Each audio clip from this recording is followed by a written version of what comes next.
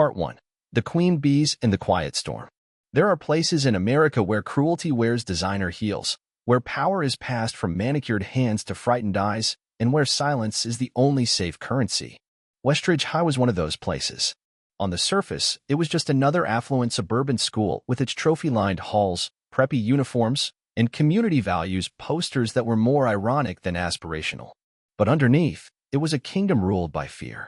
The queen of that kingdom? Blair Whitmore. Blonde, brilliant, brutal. Daughter of the biggest real estate tycoon in the county. Niece of the district superintendent. Her reign was absolute. Her approval was oxygen. And her wrath was lethal, socially, emotionally, sometimes even physically. And then came the new girl. 17-year-old Sierra James had changed schools twice in the past 2 years. She knew how to make herself invisible, eyes down, shoulders hunched, voice soft enough to be mistaken for silence. She was black, quiet, and smart enough to know that standing out wasn't always a reward. Westridge was supposed to be a fresh start, a clean slate. She never imagined she'd end up in a war. It started the moment Sierra rounded the corner to her locker on that first day. Blair was waiting, like she'd sniffed out the scent of new blood. A shoulder check. Sierra's books hit the ground. Blair's voice rang out like a gunshot. Fresh meat. Laughter followed, as expected. Her trio of shadows, Ava, Harper, and the ever-vicious Chloe, formed a semicircle around the scene. Students scattered. Not a teacher in sight. Sierra bent to pick up her things, and for the briefest second, her eyes sparked, not with fear, but something colder, sharper. It vanished before anyone could register it. "I'll remember you," she said quietly, meeting Blair's gaze. Blair blinked. Just once. Then smiled, tight and brittle. It was the first crack. What Blair didn't know, what nobody at Westridge knew, was that Sierra James wasn't fragile. She wasn't new to violence. She wasn't helpless. She was trained. That night, in the basement gym of her modest rental home, Sierra transformed. Gone was the meek new girl. In her place was a warrior. Regional MMA champion. Fighter since age 8. Trained by a father who used to break down doors for a living, Master Sergeant Marcus James. While other girls were learning to braid hair, Sierra was learning how to choke a grown man unconscious. And still, she had promised, no fighting at the new school. Her father had made her swear it. "Blend in," he said. "Don't let them see what you can do. Please, Sierra. Just once, be normal." She tried. She really did. In gym class, she played dumb. Missed serves. Tripped during sprints. Pretended she couldn't do a single push-up. People laughed. That was the goal. Laughter meant they didn't see her as a threat. But the queen bees of Westridge weren't satisfied with mocking. They wanted blood. It came to a head in the second-floor bathroom, the one with the conveniently broken security camera. 4-against-1. Blair leading the charge. Chloe filming. Harper watching. Ava holding Sierra's arms. The scissors gleamed under fluorescent lights.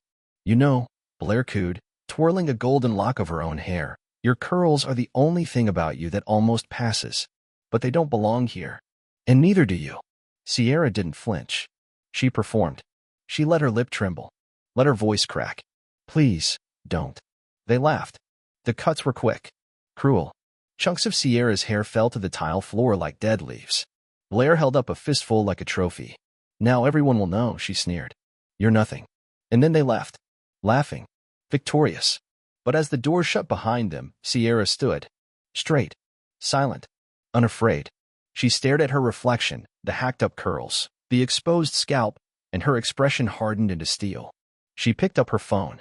"Dad," she said. Her voice was different now. Cold. Focused. "I kept my promise. But it's over now. This wasn't going to be a school year. It was going to be a reckoning." And Blair Whitmore had no idea what was coming for her. Part 2. Purple Vengeance. By Sunday afternoon, Sierra was done crying. Done hiding. And most importantly, done playing dumb. She sat on her bedroom floor, holding the last ruined curl between her fingers. Her father had taken her to a stylist the night before. The woman, a former Marine herself, had turned the choppy disaster into a sleek fade. It wasn't what Sierra wanted, but it made her look like what she was, unshakable. "You actually look dangerous now," her dad said on the way home. Sierra hadn't answered. She was too busy planning. On Monday, she returned to Westridge High the same way she'd entered it, shoulders low, eyes down. But something was different. She wasn't observing anymore. She was hunting. Every smirk from Blair. Every eye roll from Harper. Every snide comment whispered behind her back. She logged it all, not because it hurt, but because it was ammunition. She wasn't just going to fight back. She was going to detonate their world from the inside. And she needed help. That's when she found Elias. He was the only other student who looked like he was surviving Westridge rather than living in it. Gangly, glasses, genius. Bullied, of course. And smart enough to know when someone dangerous was speaking in code. I need a reaction, Sierra told him in the science lab after lunch. One that's safe but impossible to ignore. Elias blinked. Define reaction. One that turns visible, bright, and humiliating. He paused. Color. Color. What color? Purple, she said. The kind of purple you can't wash off. He laughed, just once, but there was something fierce behind it. I might have something. Turns out, Elias had been working on a compound for last year's science fair, something that reacts with chemicals in high-end cosmetics and causes a vibrant, harmless color change after contact with chlorine. Blair's infamous Queen Bee pool party was a week away. Perfect. By Wednesday, Sierra had subtly planted a rumor about a new luxury serum celebrities used before events. Makes your skin glow in water, she whispered near Blair's table, pretending not to know who overheard. By Thursday, Blair had bought out the boutique pop-up shop, unaware that Elias and Sierra had pre-swapped every bottle with a diluted but powerful version of the purple compound. Saturday arrived. Sierra watched the party unfold online. By 4:30 p.m., the transformation had begun. Blair, Harper, Ava, and Chloe, every one of them, was turning purple. It started subtle. A tint on Harper's cheek. A violet hue on Chloe's jawline. Then, like ink in water, it bloomed across their skin. The pool accelerated it. Blair dove in, trying to hide it. She emerged glowing. Phones came out. The screams began. By 6 p.m., #PurpleQueens was trending. They looked like the cast of Willy Wonka, one commenter posted. Just missing the Oompa Loompa soundtrack. The bullies who had once ruled Westridge with intimidation were now memes. By Monday, they didn't show up to school. But the videos did. Part 3, The Fall of a Queen. They returned on Wednesday. Hoodies up. Makeup caked on. But nothing could hide the purple glow. It was permanent for now. The cafeteria, once their throne room, was quiet as they entered. Students parted, not out of reverence, but revulsion. The girls had become a joke. A warning. Living proof that karma had a sense of humor. At lunch, Sierra sat alone on purpose. She wasn't seeking praise. She was waiting. Sure enough, Blair stormed over. You did this, she hissed, her face blotchy and still bright violet beneath a layer of foundation. You and that freak Elias. Sierra blinked up at her with that same quiet stare from her first day. I have no idea what you're talking about. Blair grabbed Sierra's water bottle and dumped it over her head. Gasps rippled through the cafeteria. Sierra stood slowly, dripping wet. Her body calm. Her stance deliberate. She whispered something barely audible. I tried. I really tried. Then she moved. Blair swung first, sloppy, furious. Sierra blocked it like she'd been waiting for it her whole life. One pivot, one hip toss, and Blair was on the ground. Ava lunged, Sierra sidestepped. Chloe tried to grab her arm. Sierra locked it, twisted, and gently set her on the floor. Harper hesitated.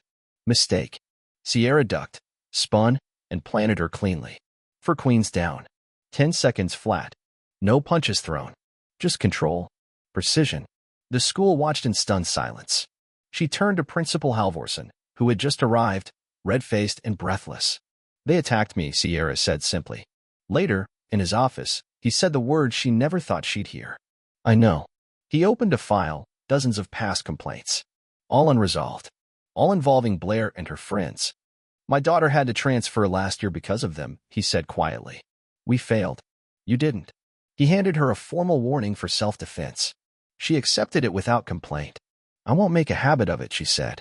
Outside the office, Blair's parents were already demanding expulsions, lawsuits, consequences. But for once, nobody was listening. The videos were too damning. The evidence too public. And Sierra? Too untouchable. By Friday, the purple still hadn't faded. And neither had the consequences. Blair transferred schools by the end of the month. Chloe and Ava disappeared from social media. Harper started therapy. Sierra, however, was just getting started. She and Elias launched a self-defense club, open to anyone. They taught blocks, voice control, boundaries. Not violence, confidence. The school shifted. Fear no longer ruled the halls. Students walked taller. Bullies hesitated. At year's end, prom's theme was voted on by popular demand. Violet rain. Sierra found a note taped inside her locker on the last day. Thank you. You showed us that power doesn't always shout. Sometimes, it stands quietly and lets karma do the rest. As she left Westridge High for the summer, her father asked, "Still think transferring here was a mistake?" Sierra smiled. "No. I think it was the best move I ever made." And somewhere, maybe in another school, another city, a new Blair was plotting her next crown. But this time, Sierra wouldn't be the only one ready. Because once you teach people they have power, they don't give it up easily. And sometimes, justice comes in shades no one saw coming. Especially purple.